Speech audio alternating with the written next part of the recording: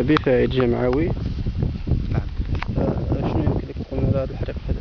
أنا بصفتي رئيس جمعية الولي الصالح سيدي أبو بكر العالمي للتنمية القروية، حينما سمعت بهذه المفاجأة والتي ذهب ضحيتها أكثر من 200 هكتار الأرض من مزارع عين حديد، وأكثر من 200,000 شجرة زيتون، وكانت في إطار التنمية القروية والمخطط الأخضر والمشروع الألفية الثالثة، والذي دشنه وزير الفلاحة في عهد حكومة عباس الفاسي آنذاك.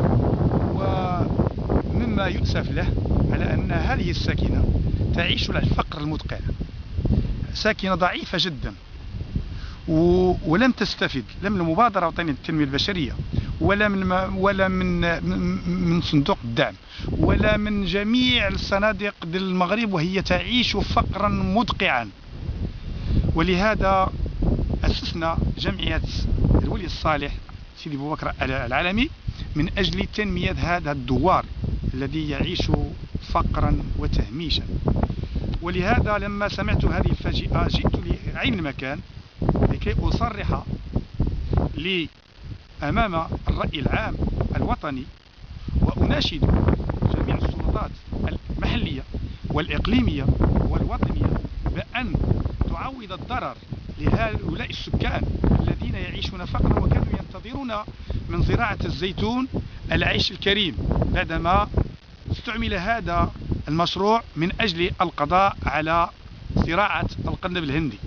والآن هؤلاء السكان باعوا ماشيتهم من أجل الحرص والمراقبة على هذا الشجر الزيتون لينمو في جو من بعيدا عن كل المشي. والآن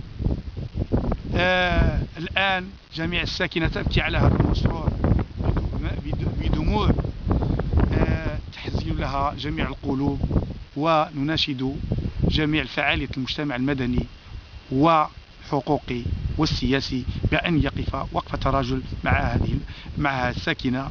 وشكرا لكم على هذا الحضور القيم ديالكم. مشكور.